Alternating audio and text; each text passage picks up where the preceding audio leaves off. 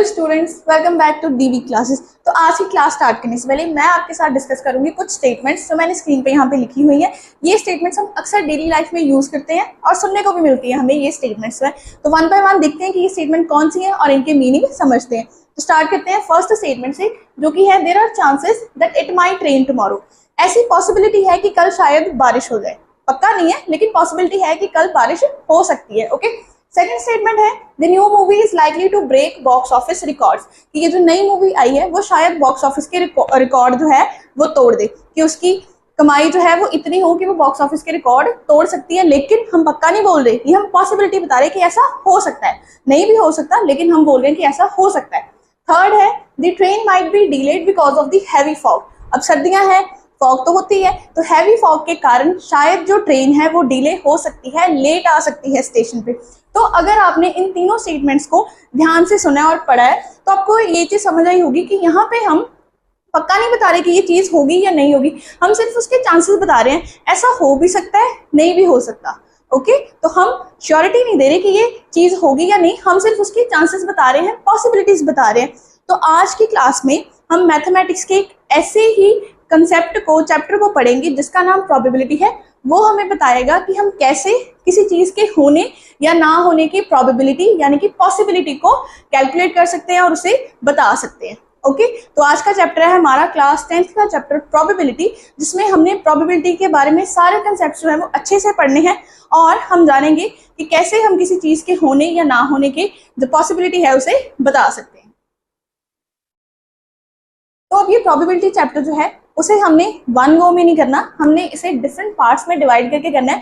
First part जो आज की वीडियो है उसमें हमने सारे कंसेप्ट अच्छे से समझने हैं और उसके मीनिंग जानने हैं कि वो क्या उनका मीनिंग है और वो कैसे प्रोबेबिलिटी में यूज होते हैं। नेक्स्ट पार्ट्स जो आएंगे, नेक्स्ट वीडियोस जो आएंगी, उनमें हम डिफरेंट टाइप के क्वेश्चंस डिस्कस करेंगे, जैसे कि कॉइन से रिलेटेड, डाई से रिलेटेड, कि डाई रोल करके हम कैसे अलग अलग क्वेश्चंस बना सकते हैं। वो सारे हमने अलग अलग वीडियो सीरीज में बनाने हैं क्वेश्चंस और उन्हें सॉल्व करेंगे। तो ये है आज की वीडियो, फर्स्ट पार्ट हमारे चैप्टर प्रोबेबिलिटी का। तो फटाफट से स्टार्ट करते हैं हमारी आज की क्लास। तो फर्स्ट जो है हमारे पास यहाँ पे टॉपिक वो है एक्सपेरिमेंट। अब प्रोबेबिलिटी हमने किसी चीज की बतानी है। ओके, तो हमने कोई तो एक्सपेरिमेंट, कोई तो ऑपरेशन ऐसा रन किया होगा जिसके रिजल्ट के बारे में हमने प्रोबेबिलिटी बतानी है, पॉसिबिलिटी बतानी है कि वो रिजल्ट हो भी सकते हैं या नहीं हो सकते।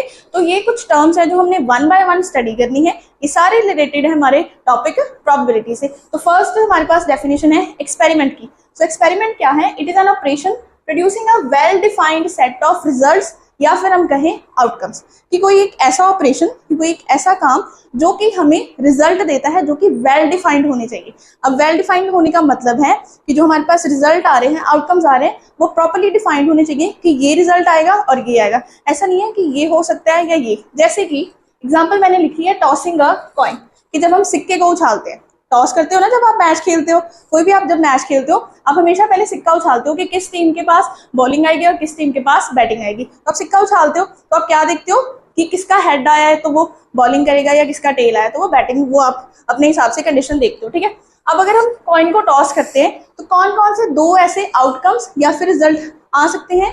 रिजल्ट है हमारे पास हेड या फिर टेल, यही होते हैं। ओके, नेक्स्ट एग्जाम्पल है रोलिंग अ डाई। लूडो खेली है हम सबने, अभी तक भी खेलते होंगे, लेकिन अब आप खेलते हो फोन में, तो वहां पे आपको हाथ से यूज नहीं करना पड़ता। लेकिन जब हम मैनुअली खेलते थे लूडो तो हम उस डाई को रोल करते थे और देखते थे कि कौन कौन से नंबर आ सकते हैं। तो वो कौन कौन से नंबर होते हैं जो उस डाई पे लिखे होते हैं?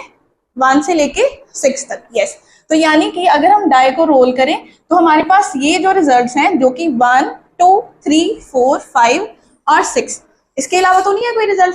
यस, सिर्फ यही 6 रिजल्ट है डाई को रोल करते समय, और यही 2 रिजल्ट्स या फिर मैं बोलूं आउटकम, यही 2 पॉसिबल रिजल्ट्स हैं अगर हम किसी कॉइन को टॉस करते हैं। तो ये जो 2 रिजल्ट्स हैं अलग अलग केसेस के, अलग अलग एक्सपेरिमेंट्स के, ये प्रॉपर्ली वेल डिफाइंड है। कोई कंफ्यूजन नहीं है कि कोई और केस भी हो सकता है। नो, सिर्फ यही रिजल्ट आएंगे और ऐसे ही आते हैं।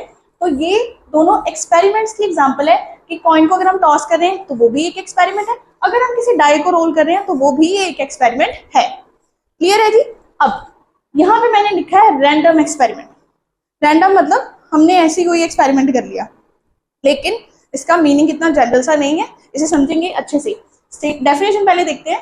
तो डेफिनेशन है it is also an operation. यहाँ पे भी हमने यही बोला था एक्सपेरिमेंट में कि ये भी एक ऑपरेशन है, जैसे हम कॉइन को टॉस कर रहे हैं या डाई को रोल कर रहे हैं। Producing a well defined set of results. Results जो है वो यहाँ पे भी वेल डिफाइंड होंगे, हमें पता होंगे कि रिजल्ट्स क्या हैं, लेकिन results can not be predicted uniquely. हम जो रिजल्ट्स हैं उन्हें प्रिसाइजली या यूनिकली प्रिडिक्ट नहीं कर सकते कि यही आएगा। जैसे कॉइन टॉस करते हो, मैंने माना कि यार हेड आना चाहिए, लेकिन पक्का थोड़ी है कि वो हेड ही आएगा, टेल भी तो आ ही सकता है। तो मुझे रिजल्ट पता है कि हेड और टेल आएंगे, लेकिन मैं श्योरली एकदम प्रिसाइजली नहीं बता सकती कि वो हेड ही आएगा। क्लियर है ना कि यहाँ पे हमें रिजल्ट्स तो पता होते हैं कि कौन कौन से आएंगे, लेकिन हम प्रिसाइजली बता नहीं सकते कि यही रिजल्ट आएगा। तो उस तरह के एक्सपेरिमेंट्स को बोलते हैं रैंडम एक्सपेरिमेंट, जैसे कि टॉसिंग अ कॉइन या फिर रोलिंग अ डाई। ये दोनों एग्जांपल्स किसकी हैं? रैंडम एक्सपेरिमेंट्स की। अब कौन से ऐसे एक्सपेरिमेंट होंगे जो रैंडम नहीं होते? एग्जांपल से समझते हैं। जैसे कि आप एक हाइट पे खड़े हो, सपोज अपने घर की छत पे खड़े हो, ठीक है, आपके हाथ में एक पत्थर है, तो अगर आप उस हाइट से, उस छत से उस पत्थर को नीचे गिराओगे तो क्या पॉसिबिलिटी है, क्या क्या रिजल्ट्स हैं जो हो सकते हैं? क्या हो सकता है? वो पत्थर नीचे गिरेगा अगर आप उसे छोड़ोगे, कोई और तो पॉसिबिलिटी है नहीं, अनलेस एंड अनटिल कि आप ये कंडीशन रख दो कि नीचे मेरा फ्रेंड खड़ा है उसे कैच करने के लिए। ये तो मैंने अब कंडीशन दी नहीं है। अगर ऐसी कोई कंडीशन नहीं है और आप सिंपली उस पत्थर को एक हाइट से नीचे फेंक रहे हो, तो वो पक्का है कि वो नीचे गिरेगा, ये सर्टन है कि वो नीचे गिरेगा ही। तो वहां पे एक ही पॉसिबिलिटी है और वही 100% होगी। तो ऐसे एक्सपेरिमेंट जहां पे रिजल्ट पता भी हो और ये भी पता है कि वही रिजल्ट प्रिसाइजली होना है, तो वो होते हैं रैंडम एक्सपेरिमेंट। नहीं, लेकिन जहां पे हम रिजल्ट्स को, आउटकम्स को प्रिसाइजली प्रिडिक्ट नहीं कर सकते, वो कौन से होते हैं? Random experiment. आई होप कि ये जो एक्सपेरिमेंट और रैंडम एक्सपेरिमेंट वाला कंसेप्ट है, डेफिनेशन है, वो आपको अच्छे से समझ आ गई होगी। तो अब हम बढ़ते हैं अपनी नेक्स्ट टर्म की तरफ, जो कि है आउटकम्स। अब आउटकम्स हमने टर्म जो है वो लास्ट स्लाइड में भी यूज किया, उसका मीनिंग क्या था? रिजल्ट, कि किसी एक्सपेरिमेंट के जो भी रिजल्ट आते हैं उन्हें हम क्या बोलते हैं? आउटकम्स। तो यस, इसकी डेफिनेशन भी यही है कि in an experiment all the possible results that we get are called outcomes. कि एक एक्सपेरिमेंट जितने भी रिजल्ट आते हैं, जितने भी पॉसिबल रिजल्ट है, उन्हें हम क्या बोलते हैं? Outcome. And every outcome is known as an event, कि हर एक आउटकम को हम एक इवेंट भी बोलते हैं। अलग अलग इवेंट्स हैं, 1 का इवेंट अलग है, 2 का अलग है, 3, 4, 5, 6 अलग अलग एक्सपेरिमेंट्स में वो इवेंट्स जो है वो चेंज होते जाएंगे। ठीक है, तो अब एग्जाम्पल लिया हमने अ डाई इज रोल्ड, कि हमने एक डाई को रोल किया। तो इस एग्जाम्पल को लेते हुए, इस एग्जाम्पल को सॉल्व करते हुए हमने टर्म्स कौन कौन सी क्लियर करनी है अपनी? एक्सपेरिमेंट, इवेंट और आउटकम्स। ये कैसे, इसमें हम पता कर सकते हैं। प्लस लास्ट में इसी स्लाइड में हम प्रोबेबिलिटी भी काउंट करेंगे कि 1 आने की प्रोबेबिलिटी कितनी है अगर हम एक डाई को रोल करें, 6 की, 5 की, 2 की, इन सभी की प्रोबेबिलिटीज हमने चेक करनी है। ओके, तो एग्जांपल है हमारे पास कि हमने एक डाई को रोल किया है। तो ये जो रोलिंग ऑफ डाई है, ये हमारा एक्सपेरिमेंट है, ये हमारा ऑपरेशन है। और जब हमने इस ऑपरेशन को रन किया तो हमारे पास आउटकम्स यानी कि रिजल्ट कौन कौन से आए? 1, 2, 3, 4, 5, 6, क्योंकि डाई में सिर्फ 6 नंबर ही होते हैं, 1 से लेकर 6 तक। तो यही हमारे टोटल आउटकम्स है, टोटल रिजल्ट है। और अगर हम इन्हें काउंट करें कितने टोटल रिजल्ट है, तो 1, 2, 3, 4, 5, 6 नंबर्स है, तो टोटल रिजल्ट कितने हो जाएंगे हमारे पास? 6। क्लियर है जी? अब बात करते हैं इवेंट्स की। अब इवेंट ऐसे हैं कि ये 6 आउटकम्स हैं, 6 अलग अलग वैल्यूज हैं। ठीक है, तो ये 6 अलग अलग इवेंट है। इवेंट 1 की 1 आने की चांस, ठीक है, कि 1 आ रहा है, 2 आ सकता है, 3 आ सकता है, 4 आ सकता है। अब इवेंट्स को हम कैसे लिखते हैं? डिनोट करते हैं कैपिटल ई से। जिस आउटकम का इवेंट निकालना है वो लिखते हैं हम सबस्क्रिप्ट में। जैसे मैंने 1 का इवेंट बनाया, ठीक है, तो 1 कितनी बार आ सकता है यहाँ इन नंबर्स में से? सिर्फ एक बारी, क्योंकि एक ही बार ए का है उस डाई पे लिखा हुआ। सिमिलरली अगर 2 का इवेंट बताना है तो 2 भी तो एक ही बार ही आ रहा है, पूरे 6 नंबर्स में से एक ही बार ही आ रहा है, तो 2 का इवेंट आउटकम भी 1 है। सिमिलरली अगर इवेंट ऑफ 3 है तो 3 भी 1 टाइम्स है। ये जो 1, 1 है ना, ये आउटकम्स है कि 1 आने का अगर हम इवेंट बनाए तो वो 1 कितनी बारी आ सकता है, यानी कि रिजल्ट 1 हमें कितनी बारी मिल सकता है? सिर्फ एक बारी। सिमिलरली 2 कितनी बारी हमें मिल सकता है? एक बारी। और ये 4 का भी सेम 1 होगा, 5 का भी 1 होगा, एंड E6 यानी कि 6 आने का इवेंट में आउटकम कितनी होगी? ओनली 1। क्लियर है? इवेंट क्या है, एक्सपेरिमेंट क्या है और आउटकम्स क्या है। ओके, अब चलते हैं हमारे मेन टॉपिक पे। अब हमने बताने इनके चांसेस कि चांस कितने हैं। ये तो हमने सिर्फ रिजल्ट बताए हैं कि एक एक रिजल्ट होगा, लेकिन इनके चांसेस क्या है, जो कि हमारा मेन चैप्टर है प्रोबेबिलिटी। तो प्रोबेबिलिटी निकालने के लिए सबसे पहले हमने इसका फॉर्मूला डिस्कस करना है। तो प्रोबेबिलिटी का फॉर्मूला होता है फेवरेबल आउटकम्स। फेवरेबल आउटकम्स मतलब वो आउटकम्स जो हमें चाहिए, या फिर मैं ऐसे कहूँ कि जिस आउटकम के बारे में आपको क्वेश्चन पूछा गया है। ओके, जिस आउटकम के बारे में, जिस रिजल्ट के बारे में आपको क्वेश्चन में पूछा गया है, जिसकी पॉसिबिलिटी आपने निकालनी है, वो होता है फेवरेबल आउटकम। डिवाइड करते हैं हम इसे total number of possible outcomes की, टोटल हमारे पास रिजल्ट कितने थे। इसे फॉर्मूला को हम यूज करेंगे इस एग्जाम्पल में, आपको अच्छे से क्लियर हो जाएगा। ठीक है, तो सपोज हमने 1 की प्रोबेबिलिटी निकालनी है कि 1 आने की प्रोबेबिलिटी कितनी है। तो हमने क्या करना है, प्रोबेबिलिटी का साइन होता है कैपिटल P। ओके, प्रोबेबिलिटी को हम कैपिटल P से रिप्रेजेंट करते हैं। अब मैंने 1 की प्रोबेबिलिटी निकालनी है, तो जिस इवेंट की आपने निकालनी है उसे आप लिख दो P के साथ ब्रैकेट में। ठीक है, तो प्रोबेबिलिटी ऑफ 1। अब 1 कितनी बार आ सकता है, फेवरेबल आउटकम कितनी है यहाँ पे, एक बार ही आ सकता है। तो मैंने ऊपर लिखा 1। Total number of possible outcome कितने हैं, आउटकम हमने यहाँ पे प्लस किए थे ना, कितने हैं 1 2 3 4 5 6, इसके इक्वल था 6 के। तो total number of possible outcome है हमारे पास 6। क्लियर है कि 1 आने की प्रोबेबिलिटी पॉसिबिलिटी कितनी है, 1/6। सिमिलरली हम 2 3 4 की भी कैलकुलेट कर सकते हैं। 2 की अगर प्रोबेबिलिटी निकालनी हो तो 2 कितनी बार आता है, सिर्फ 1 टाइम। तो फेवरेबल आउटकम हो गया हमारा 1 और total number of outcome same है, दैट इज 6। सिमिलरली अब यहाँ पे सभी की वैल्यू 1/6 आएगी। क्यों आएगी, क्योंकि सभी की आउटकम्स क्या है, हर एक इवेंट की आउटकम्स कितनी है, 1 1 1 1 1। ओके, तो यहाँ पे प्रोबेबिलिटी जो है वो सभी की सेम आ जाएगी। क्लियर है ये कि हम कैसे प्रोबेबिलिटी जो है वो कैलकुलेट कर सकते हैं अलग अलग इवेंट्स की। तो ये जो ब्रैकेट में होते हैं वो हमारे इवेंट्स होते हैं कि कौन से अलग अलग इवेंट्स हैं। अगर ये कॉइन का केस होता तो यहाँ पे H और T आता, H और T आता, जो कि हेड और टेल को रिप्रेजेंट करते। जैसे कि अगर ये आपको क्लियर है, आप इसका स्क्रीनशॉट भी ले सकते हो और साथ साथ प्रैक्टिस भी कर सकते हो कि कैसे हम प्रोबेबिलिटी का फॉर्मूला यूज कर सकते हैं। अब मैं आपको कॉइन के एग्जाम्पल देती हूँ। कॉइन के एग्जाम्पल हम कर सकते हैं, जैसे कि कॉइन में कौन कौन से आउटकम्स हमें मिलते हैं, हेड और टेल।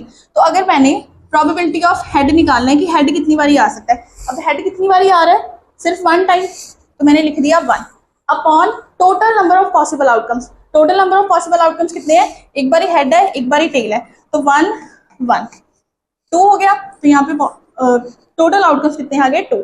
सिमिलरली अगर मैंने टेल की प्रोबेबिलिटी निकालनी है तो वो भी 1/2 हो जाएगी, क्योंकि टेल भी एक बार ही आता है और हेड भी एक बार आता है। इस तरीके से हम प्रोबेबिलिटी जो है वो किसी इवेंट की कैलकुलेट कर सकते हैं। आई होप कि ये फॉर्मूला कैसे हमने यूज करना है अलग अलग सिचुएशन में आपको क्लियर हो गया होगा। तो अब जैसे कि हमने देखा लास्ट स्लाइड में कि कॉइन के केस में भी जो प्रोबेबिलिटी थी हेड और टेल आने की वो सेम थी, 1/2 1/2। और डाई के केस में भी हर एक इवेंट की जो पॉसिबिलिटी है, प्रोबेबिलिटी है, वो सेम थी, दैट इज 1/6। कि हर एक इवेंट की, जैसे probability of event 1 1/6, probability of event 6 वो भी 1/6। तो वो जो प्रोबेबिलिटीज थी वो सेम थी हर एक इवेंट्स की। तो वहां से हमें ये पता चलता है कि एक से ज्यादा इवेंट्स की पॉसिबिलिटी जो है, जिसे हम प्रोबेबिलिटी बोलते हैं, वो सेम हो सकती है, यानी कि उनके आने के चांसेस जो है वो सेम हो सकते हैं। तो वहां से हमें एक टर्म मिलती है जिसे हम बोलते हैं equally likely outcomes. I repeat, equally likely outcomes, की वो आउटकम्स जिनके आने के चांसेस जो है वो सेम होते हैं।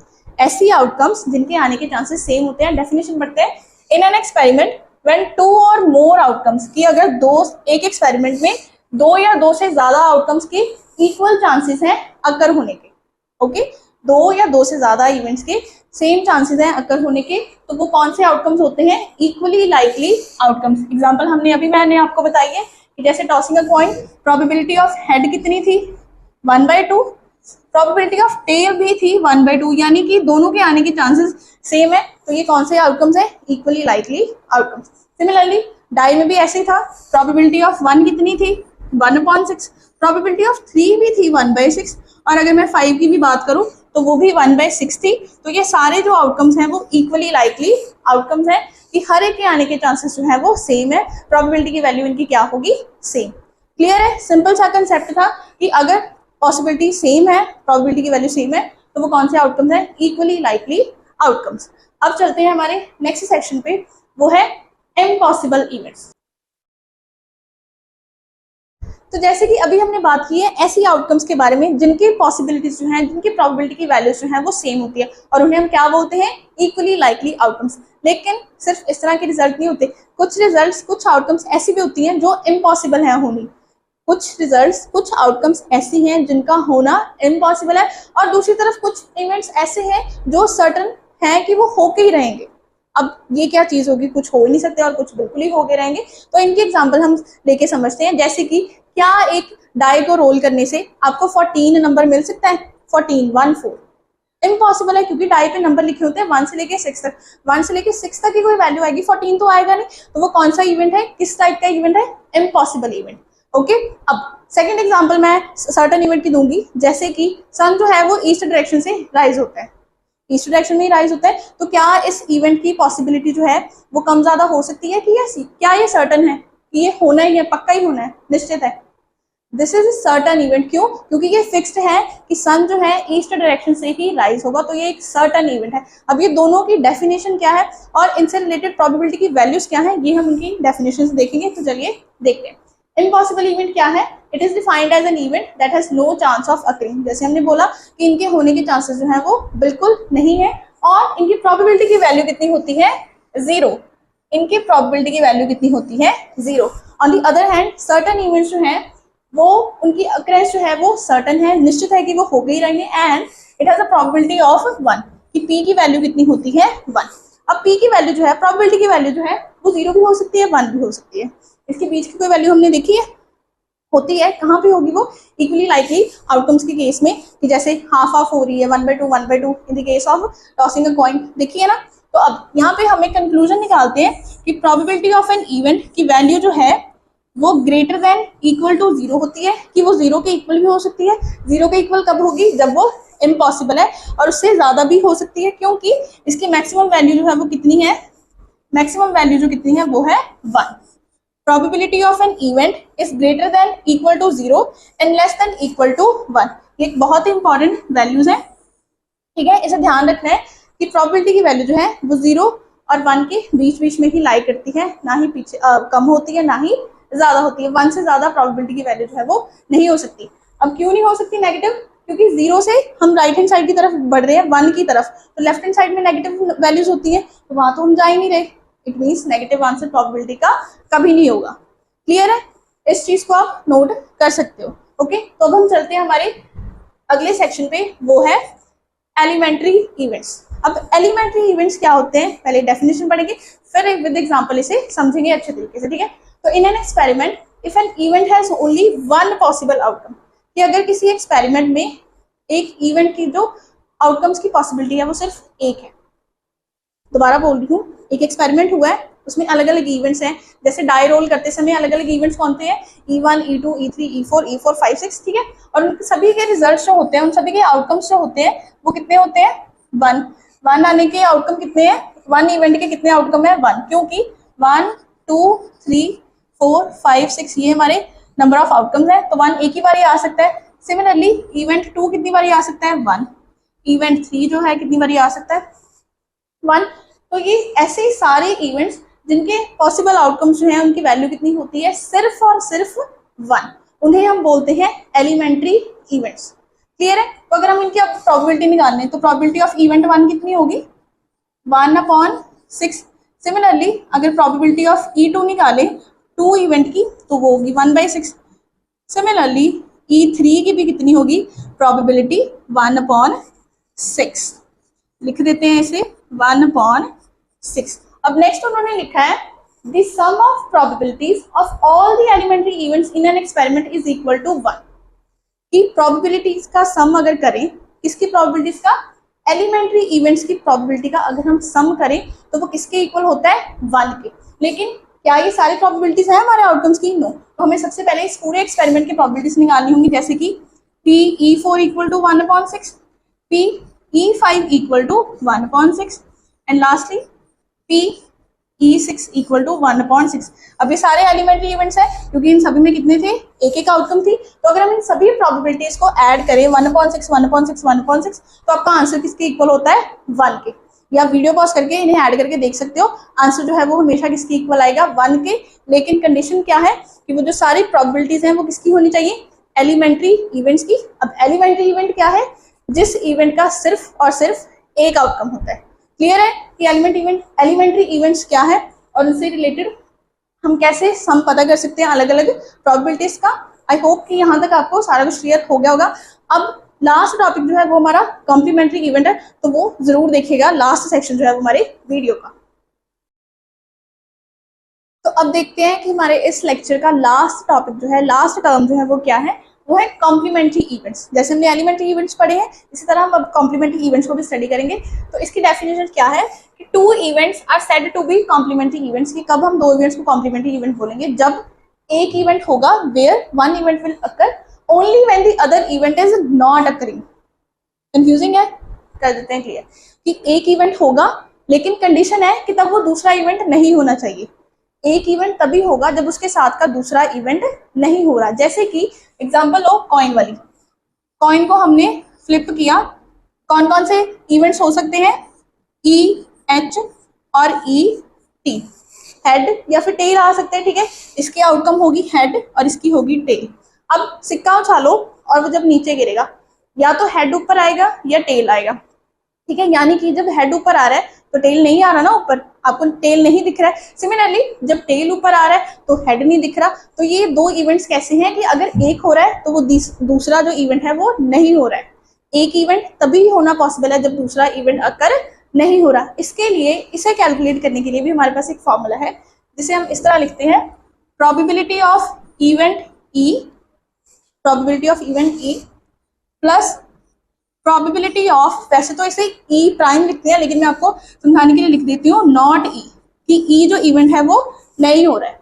यहाँ पे ई जो इवेंट है, चाहे आप इसे एच मान लो या टी मान लो, कि ई एच यहाँ पे हो रहा है और यहाँ पे ई एच नहीं हो रहा, हेड आ रहा है और यहाँ पे हेड नहीं आ रहा, तो ये किसके इक्वल होगा, 1। ये फॉर्मूला है किसी इवेंट के होने की प्रोबेबिलिटी प्लस उसी इवेंट के ना होने की प्रोबेबिलिटी को अगर हम ऐड करें तो वो किसके इक्वल होता है, 1 के, ठीक है जी। ये फॉर्मूला है कॉम्प्लीमेंट्री इवेंट्स को कैलकुलेट करने का। अब कैसे कैलकुलेट होंगे, तो अगर ये इवेंट हो रहा है, हमने पता करना है इसका कॉम्प्लीमेंट, यानी कि उसके ना होने की प्रोबेबिलिटी कितनी है, तो इसे हम इस फॉर्मूला को मॉडिफाई कर सकते हैं। पी नॉट ई रख लो आप इस तरफ और इसे ट्रांसपोज कर दो, that will be 1 minus P E. तो ये जो इक्वेशन बनी है हमारे पास, इसे यूज करके आप किसी भी इवेंट का कॉम्प्लीमेंट जो है वो पता कर सकते हो। अब कॉम्प्लीमेंट क्या है कि उस इवेंट के अकर ना होने की प्रोबेबिलिटी, एक तरफ वो हो रहा है लेकिन कॉम्प्लीमेंट क्या होता है, उसके ना होने की प्रोबेबिलिटी को कैलकुलेट करना। तो उसे हम कैसे पता कर सकते हैं, इस फॉर्मूला को यूज करके। आई होप कि ये जो कॉम्प्लीमेंट्री इवेंट वाला कंसेप्ट है वो आपको समझ आ गया होगा। लास्टली इसे रिप्रेजेंट कर सकते हैं कैसे, या तो ए सी लिख दो, सुपरस्क्रिप्ट में सी लिख दो कैपिटल सी, या फिर ए प्राइम आप लिख सकते हो, ठीक है। ए सी लिख सकते हो और ए प्राइम लिख सकते हो। तो ये सारे थे टर्म्स और ये जो फैक्टर्स थे वो थे हमारे प्रोबेबिलिटी के मेन टर्म्स, जो कि हमें बहुत जरूरी है समझने आगे क्वेश्चंस को सॉल्व करने के लिए। आई होप कि ये जो वीडियो लेक्चर है वो आज आपको अच्छे से समझ आ गया होगा। और अगर कोई डाउट है तो आप कमेंट में भी पूछ सकते हो, हम उसे दोबारा आपके लिए नेक्स्ट जो वीडियो होगी उसमें क्लियर कर देंगे। और अब नेक्स्ट वीडियोस जो होंगी इस चैप्टर की, उसमें हम सिर्फ और सिर्फ क्वेश्चन सॉल्व करेंगे, ओके। उसमें हमने मोस्ट प्रॉब्लम्स सॉल्व करनी है, अलग अलग क्वेश्चंस की, जैसे कि कॉइन के अलग होंगे, डाई के क्वेश्चंस अलग होंगे। तो हमने 1 बाय 1 एक एक वीडियो में अलग अलग क्वेश्चंस जो है वो सॉल्व करने हैं। और अगर आपने ऐसी कोई और किसी चैप्टर की वीडियो देखनी है तो आप उसके बारे में हमें कमेंट कर सकते हो और हम उस चैप्टर पे भी वीडियो जरूर बनाएंगे।